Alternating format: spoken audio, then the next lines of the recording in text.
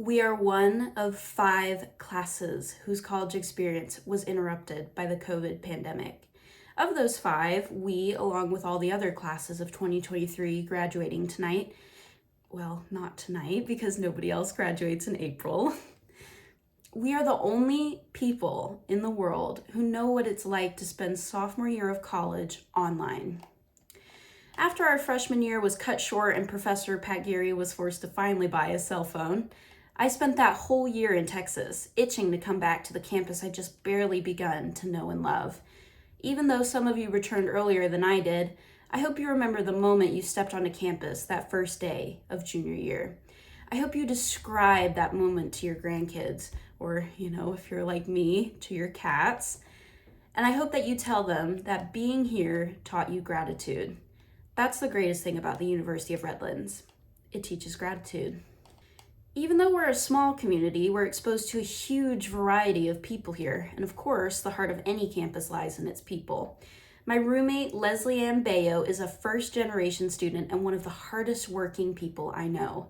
Somehow, she manages to balance 2 jobs, 2 majors, and telling me in detail every time she goes to the bathroom. She also works with CHAMPS, the College High School Alliance Mentoring Program and Service, and the Rockford Leadership Initiative, which provides mentoring to disadvantaged youth. The only person she talks about more than her mentees is Harry Styles, which goes to show how much she loves her work here. And because we're small, the staff provides a completely individualistic approach to learning that saved my momentum after COVID. The amazing English literature staff pulled me out of my slump and helped me find a passion for English I would have never found anywhere else. I'm the vice president of Sigma Tau Delta, the International English Honor Society, which, quick flex, Krista Newkirk is an alumni of. And during my time with the club, we built the lending library outside of Hall of Letters, survived our annual Banned Books Week, and constantly bothered Dr. Heather King during her well-deserved sabbatical. I've seen this innovative, dedicated quality in all of the clubs around campus, and especially in our Greek life. The sorority sold so many crumble cookies to me, I had to change my route to class. In March, I traveled to Colorado to attend the Sigma Tau Delta Convention, where I took my first step into the world I hope to inhabit after college. The author spotlight was Toni Morrison, who, in being both an editor and a writer, represents everything I want to be. She also embodies every author's dream because she actually makes a living off of her work.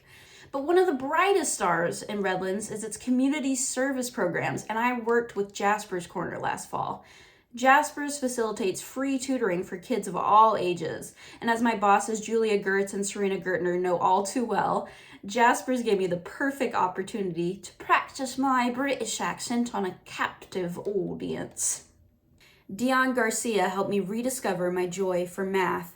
Heather King changed my view on Shakespeare forever when she described Hamlet as an e-boy.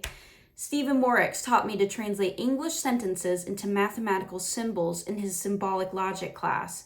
My little sophomore friend Sam Miner and I went to the Look Cinemas for $5 Ticket Tuesdays every single week.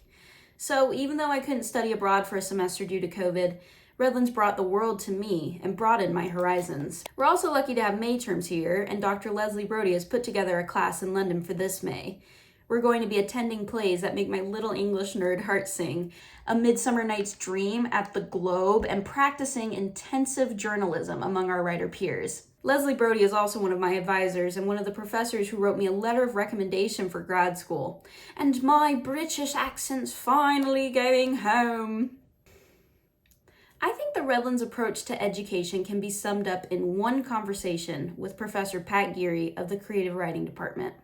I like to write a book every year, and by the time I came to Redlands, I'd started to feel like I was stuck.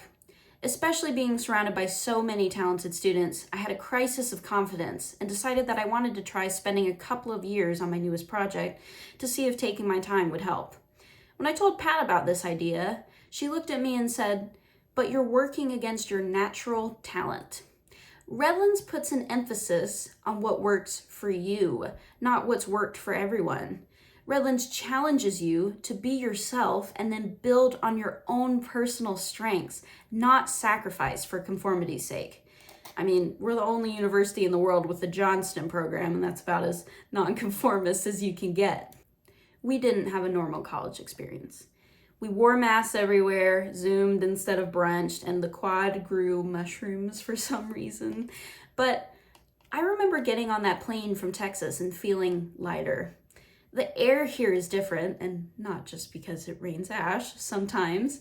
It's because we came back here ready to work, ready to continue our steady march towards this very ceremony, and we made it. When I toured the campus for the first time, our guide would stop and say hello to someone nearly every minute. From that very first visit, I knew that this was where I belonged. I'm leaving here tonight as a forever bulldog, but most importantly, I'm leaving here more curious than ever. We learned how to dance through Jungle Jam. We learned how to dance through COVID.